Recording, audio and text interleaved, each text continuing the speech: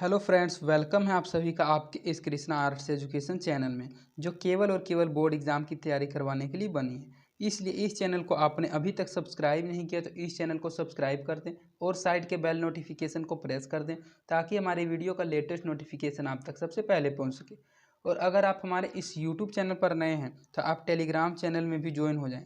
Telegram channel का link description में दिया हुआ है, क्योंकि इस चैनल का जो भी स्टडी मटेरियल आपको प्रोवाइड किया जाएगा वो टेलीग्राम चैनल के माध्यम से किया जाएगा। स्टडी मटेरियल में आपको सभी सब्जेक्ट्स का चैप्टर बाय चैप्टर ऑब्जेक्टिव और सब्जेक्टिव क्वेश्चंस के पीडीएफ को प्रोवाइड किया जाएगा, इसलिए आप टेलीग्राम चैनल को अवश्य ज्वाइन कर लें। तो चलिए इस वीडियो में आगे की ओर बढ़ते हैं। इसमें हम आपको कक्षा 10 का विज्ञान, जो विज्ञान का एक भाग है जीव विज्ञान बायोलॉजी, उसका सेकंड चैप्टर नियंत्रण एवं समन्वय का ऑब्जेक्टिव क्वेश्चंस करवाने वाले हैं। इस वीडियो में हम आपके साथ इस चैप्टर का 1 से लेकर 25 तक के वस्तुनिष्ठ प्रश्न उत्तर को कवर करने वाले हैं। और यह वीडियो जो है इस चैप्टर का फर्स्ट पार्ट है और इसके बाद इसका सेकेंड पार्ट भी लाया जाएगा। तो चलिए इसमें आगे की ओर बढ़ते हैं। इसके अनुसार हमारा पहला क्वेश्चन है कि हार्मोन स्रावित होता है, जो हमारा शरीर में हार्मोन होता है वह कहाँ स्रावित होता है। ए अंतःस्रावी ग्रंथि से, बी बहिस्रावी ग्रंथि से, सी नलिका ग्रंथि से और डी इनमें से कहीं से नहीं। तो जो यह हार्मोन होता है वह कहीं ना कहीं से तो जरूर स्रावित होगा, तो यह ऑप्शन तो आपका बिल्कुल ही गलत हो जाता है कि इनमें से कोई नहीं। तो यह जो हार्मोन होता है वह हमारे शरीर में अंतःस्रावी ग्रंथि से स्रावित होता है। तो इसका सही आंसर ऑप्शन नंबर ए हो जाएगा, अंतःस्रावी ग्रंथि से। हार्मोन स्रावित कहाँ से होता है, तो हार्मोन स्रावित होता है अंतःस्रावी ग्रंथि से, जो कि ऑप्शन नंबर ए में है। तो इसका सही आंसर ऑप्शन नंबर ए हो जाएगा। इसके बाद आपका नेक्स्ट क्वेश्चन है कि ग्वाइटर अथवा घेघा पनपता है। जो घेघा होता है और ग्वाइटर, वह किसके कारण पनपता है। जो ग्वाइटर होता है यह एक प्रकार का रोग होता है और यह ज़्यादातर महिलाओं में होता है। और यह जो रोग होता है वह किस चीज़ की कमी से होता है। ए चीनी की कमी से, बी आयोडीन की कमी से, सी रक्त की कमी से और डी मोटापा से। तो जो ग्वाइटर तथा घेघा रोग होता है वह ज़्यादातर महिलाओं में होता है, जो हमने आपको पहले बता दिया, और यह आयोडीन की कमी से होता है। पहले के समय में नमक में, अर्थात साधारण नमक NaCl में आयोडीन की मात्रा बहुत ही कम पाई जाती थी, जिस कारण यह रोग पहले बहुत ज़्यादा महिलाओं में होता था। लेकिन आजकल तो नमक जो होता है रिफाइंड करके आयोडीन युक्त बनाया जाता है, और इस कारण यह बीमारी जो है आजकल कम होता जा रहा है। लेकिन यह एक प्रकार का ऑब्जेक्टिव क्वेश्चन बनता है कि ग्वाइटर तथा घेघा रोग किस कारण पनपता है। तो ग्वाइटर तथा घेघा रोग आयोडीन की कमी से पनपता है। तो इसका सही आंसर ऑप्शन नंबर बी हो जाएगा, आयोडीन की कमी से। थायरोक्साइन का स्रवण कहाँ होता है। जो थायरोक्सिन होता है उसका स्रवण कहाँ होता है। ए थायरॉइड में होता है, बी यकृत में होता है, सी वृक्क में होता है और डी वृषण में होता है। तो जो थायरोक्सिन होता है, नाम से ही आप समझ रहे होंगे कि थायरोक्सिन थायरॉइड में ही स्रवण होगा। तो इसका सही आंसर ऑप्शन नंबर ए हो जाएगा, थायरॉइड। थायरोक्सिन स्रवण कहाँ होता है, तो थायरोक्सिन स्रवण थायरॉइड में होता है। बायोलॉजी में कुछ कुछ क्वेश्चन ऐसे होते हैं कि जो नाम से मिलते होते हैं और उससे ही आपको पता चल जाएगा कि उसका आंसर क्या है। जिस प्रकार इसमें पूछा जा रहा है कि थायरोक्सिन का स्रवण कहाँ होता है, तो थायरोक्सिन का स्रवण थायरॉइड में होता है। इसका सही आंसर ऑप्शन नंबर ए हो जाएगा। मानव में डायलिसिस थैली है। जो मानव में डायलिसिस थैली है वह क्या है। ए नेफ्रॉन, बी न्यूरॉन, सी माइटोकॉन्ड्रिया और डी कोई नहीं। तो जो मानव में डायलिसिस थैली है वह नेफ्रॉन है। तो इसका सही आंसर ऑप्शन नंबर ए हो जाएगा, नेफ्रॉन। मानव में डायलिसिस थैली क्या है, तो मानव में डायलिसिस थैली नेफ्रॉन है। इसका सही आंसर ऑप्शन नंबर ए हो जाएगा। भोजन का पचना किस प्रकार की अभिक्रिया है। यह जो क्वेश्चन है यह बहुत ही ज़्यादा वेरी वेरी इंपॉर्टेंट है। यह क्वेश्चन हम आपको शुरुआत से पढ़ाते आ रहे हैं। यह क्वेश्चन फिजिक्स में भी रिपीट हो गया, केमिस्ट्री में भी रिपीट हो गया, और यह क्वेश्चन बायोलॉजी में भी आ गया कि भोजन का पचना किस प्रकार की अभिक्रिया है। तो इसको आपको अच्छे से ध्यान में रखना है। तो ए में दिया गया उपचयन अभिक्रिया, बी में दिया गया संयोजन अभिक्रिया, सी में दिया गया अपचयन अभिक्रिया और डी में दिया गया है विस्थापन अभिक्रिया। तो जो विद्यार्थी होते हैं, स्टूडेंट होते हैं, वे ज़्यादातर इस बात में कंफ्यूज होते हैं कि यह उपचयन है या अपचयन है। तो इन दोनों में भी आपको अच्छे से डिफरेंस करके रखना है कि जो भोजन का पचना वह एक प्रकार का उपचयन प्रक्रिया होता है, जो कि ऑप्शन नंबर ए में है। तो इसका सही आंसर ऑप्शन नंबर ए हो जाएगा, उपचयन। और इसमें आपको कंफ्यूज नहीं होता है, इसको आपको बिल्कुल अच्छे से याद रखना है कि भोजन का पचना किस प्रकार की अभिक्रिया है। तो भोजन का पचना उपचयन अभिक्रिया है। तो इसका सही आंसर ऑप्शन नंबर ए हो जाएगा, उपचयन अभिक्रिया। कौन सा पादप नियंत्रक फल बेचने वाला द्वारा उपयोग किया जाता है। इनमें कौन सा ऐसा पादप नियंत्रक है जो फल बेचने वालों द्वारा उपयोग में लाया जाता है? ए एबिसिस अम्ल, बी जिब्रेलिन, सी इथाइलिन और डी ऑक्सीन। तो जो फल बेचने द्वारा उपयोग में लाया जाता है वह पादप नियंत्रक फल होता है इथाइलिन, जो कि ऑप्शन नंबर सी में है। तो इसका सही आंसर ऑप्शन नंबर सी हो जाएगा इथाइलिन। फल बेचने द्वारा जो उपयोग में लाया जाता है वह होता है पादप नियंत्रक इथाइलिन। इसका सही आंसर ऑप्शन नंबर सी हो जाएगा इथाइलिन। वह संरचना जो उद्दीपिन की पहचान कराती है कहलाती है। वैसी कौन सी संरचना होती है जो उद्दीपिन की पहचान कराती है? ए ग्राही संरचना, बी प्रभावक, सी उत्तरदायित्व और डी बेचैनी। तो जो उद्दीपिन की पहचान कराती है वह संरचना ग्राही होती है। तो इसका सही आंसर ऑप्शन नंबर ए हो जाएगा ग्राही। ग्राही वह संरचना है जो उद्दीपिन की पहचान कराती है। निम्नलिखित में कौन सी एक अंतःस्रावी और बाह्यस्रावी ग्रंथि दो प्रकार की होती है? ये चारों दिया गया है और आपसे पूछा जा रहा है कि इन चारों में से ऐसी कौन सी एक अंतःस्रावी और बाह्यस्रावी ग्रंथि दोनों प्रकार की होती है? ए अग्नाशय, बी थायरॉइड, सी पैराथायरॉइड और डी पिट्यूटरी। तो निम्नलिखित में कौन सी अंतःस्रावी और बाह्यस्रावी ग्रंथि दोनों प्रकार की होती है? वह होती है अग्नाशय, जो कि ऑप्शन नंबर ए में है। तो इसका सही आंसर ऑप्शन नंबर ए हो जाएगा अग्नाशय। अग्नाशय एक ऐसी ग्रंथि है जिसमें अंतःस्रावी और बाह्यस्रावी दोनों प्रकार की ग्रंथि पाई जाती है। तो इसका सही आंसर ऑप्शन नंबर ए हो जाएगा अग्नाशय। कौन सी अंतःस्रावी ग्रंथि वृक्क के दोनों ओर ऊपर पर स्थित होती है? ऐसी कौन सी अंतःस्रावी ग्रंथि है जो वृक्क के दोनों ओर ऊपर स्थित होती है? ए गोनेड्स, बी पिट्यूटरी, सी अग्नाशय और डी एड्रीनल।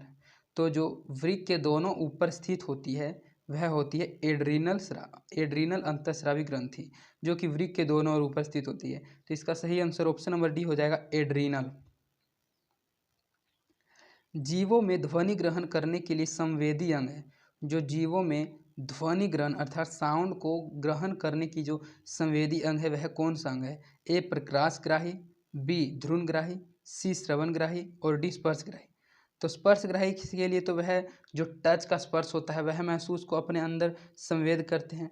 इसका सही आंसर हो जाएगा option number B option number C श्रवणग्राही, क्योंकि श्रवण का मतलब होता है सुनना और यह जो ध्वनि होता है वह सुनकर ग्रहण किया जाता है। तो इसका सही आंसर ऑप्शन नंबर सी हो जाएगा श्रवणग्राही। वृक्क के ऊपर स्थित अंतःस्रावी ग्रंथि है। जो वृक्क के ऊपर स्थित अंतःस्रावी ग्रंथि होता है वह कौन सा ग्रंथि होता है? ए पीयूष ग्रंथि, बी पीनियल ग्रंथि, सी अधिवृक्क ग्रंथि और डी नन ऑफ दीज।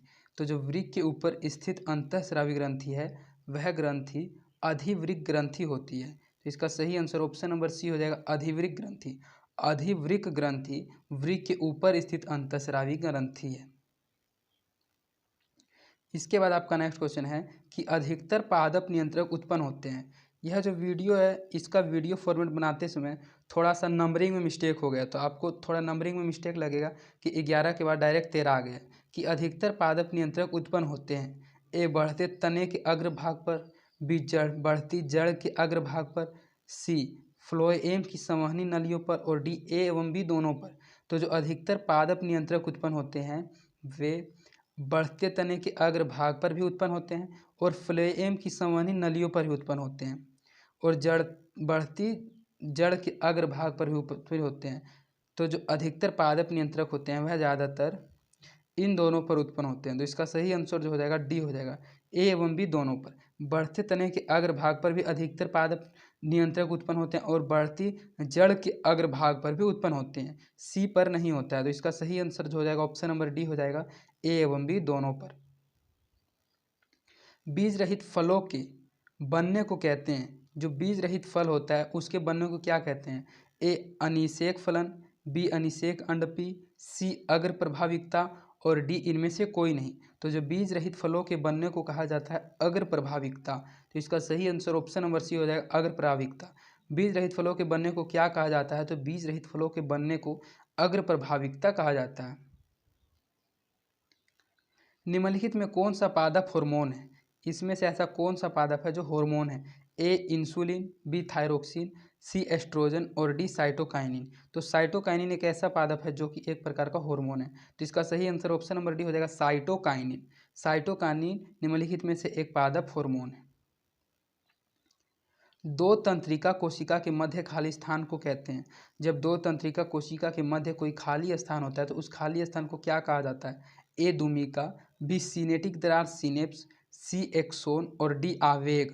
तो ये आवेग तो एक प्रकार का फिजिक्स से रिलेटेड लैंग्वेज हो गया, तो ये तो आपका बिल्कुल ही गलत हो जाएगा। इन तीनों में से एक ही होगा, दूमिका, सिनेटिक द्वार एवं एक्सोन। तो जो दो तंत्रिका कोशिका के मध्य खाली स्थान होता है उसको सिनेटिक दरार अर्थात दरार स्थानों के बीच दूरी को दरार कहा जाता है, जिसका इंग्लिश नाम सिनेप्स होता है। तो इसका जो सही आंसर हो जाएगा ऑप्शन नंबर बी हो जाएगा, सिनेटिक दरार सिनेप्स। सिनेटिक दरार सिनेप्स को दो तंत्रिका के कोशिका के मध्य खाली स्थान को कहा जाता है। मस्तिष्क उत्तरदायी है। मस्तिष्क जो है वह किस चीज़ के लिए उत्तरदायी है? ए सोचने के लिए, बी हृदय संपंदन के लिए, सी शरीर का संतुलन बनाए रखने के लिए, डी उपरोक्त सभी। तो आप जानते होंगे कि मस्तिष्क ये तीनों काम करती है। तो इसका सही आंसर जो हो जाएगा ऑप्शन नंबर डी हो जाएगा, उपरोक्त सभी। मस्तिष्क उत्तरदायी है सोचने के लिए भी, हृदय संपंदन के लिए भी और शरीर का संतुलन बनाए रखने के लिए, और इसके अलावा भी अन्य बहुत सारे काम मस्तिष्क करती है, लेकिन इसमें ये तीनों दिया गया और ये तीनों के तीनों हो जाएगा। तो इसका सही आंसर ऑप्शन नंबर डी हो जाएगा, उपरोक्त सभी। बहुकोशिकीय जीवों में निम्न में किस प्रकार का समन्वय पाया जाता है? जो बहुकोशिकीय जीव होता है उनमें से निम्न में किस प्रकार का समन्वय पाया जाता है? ए रासायनिक समन्वय, बी तंत्रिका समन्वय, सी उपर्युक्त दोनों और डी इनमें से कोई नहीं। तो जो बहुकोशिकीय जीवों में निम्न में से किस प्रकार का समन्वय पाया जाता है? तो इनमें जो होता है वह रासायनिक समन्वय भी पाया जाता है और तंत्रिका समन्वय भी पाया जाता है। तो इसका सही आंसर ऑप्शन नंबर सी हो जाएगा, उपर्युक्त दोनों समन्वय बहुकोशिकीय जीवों में पाया जाता है। तो इसका सही आंसर ऑप्शन नंबर सी हो जाएगा, उपर्युक्त दोनों समन्वय। तंत्रिका कोशिकाएं कितने प्रकार की होती है? जो तंत्रिका कोशिकाएं होती हैं उनके प्रकार कितने होते हैं? ए 1 प्रकार, बी 2 प्रकार, सी 3 प्रकार और डी 4 प्रकार। तो जो तंत्रिका कोशिकाएं होती हैं वे 3 प्रकार की पाई जाती हैं। तो इसका सही आंसर ऑप्शन नंबर सी हो जाएगा 3। तंत्रिकाएं कोशिकाएं कितने प्रकार की होती है? तो तंत्रिका कोशिकाएं 3 प्रकार की होती है। प्रतिवर्ती चाप कहाँ बनते हैं? जो प्रतिवर्ती चाप होता है वह कहाँ बनता है? ए मेरु रज्जु में, बी मस्तिष्क में, सी पेशी ऊतक में और डी इनमें से कहीं पर भी नहीं। तो जो प्रवर्ती चाप होता है, प्रतिवर्ती चाप, वह मेरु रज्जु में बनता है। तो इसका सही आंसर ऑप्शन नंबर ए हो जाएगा, मेरी रज्जु में प्रवर्ती चाप बनते हैं। शरीर की प्रधान नियंत्रक ग्रंथि किसे कहा जाता है? जो हमारे शरीर की प्रधान नियंत्रक ग्रंथि होता है उसे कौन सी ग्रंथि को प्रधान नियंत्रक ग्रंथि कहा जाता है? ए जनन ग्रंथि को, बी पीयूष ग्रंथि को, सी थायराइड ग्रंथि को और डी इनमें से कोई नहीं। तो जो शरीर की प्रधान नियंत्रक ग्रंथि होता है वह पीयूष ग्रंथि होता है। तो इसका सही आंसर ऑप्शन नंबर बी हो जाएगा, पीयूष ग्रंथि। पीयूष ग्रंथि को शरीर की प्रधान नियंत्रित ग्रंथि कहा जाता है। तो इसका सही आंसर ऑप्शन नंबर बी हो जाएगा, पीयूष ग्रंथि। अंतःस्रावी ग्रंथियाँ होती है। जो अंतःस्रावी ग्रंथियाँ होती है वह कैसी होती है? ए नलिका विहीन, बी नलिका युक्त, सी दोनों या डी इनमें से कोई नहीं। तो जो अंतःस्रावी ग्रंथियाँ होती है वह नलिका विहीन होती है। तो इसका सही आंसर ऑप्शन नंबर ए हो जाएगा, नलिका विहीन। अंतःस्रावी ग्रंथि कैसी होती है? तो वे नलिका विहीन होती है।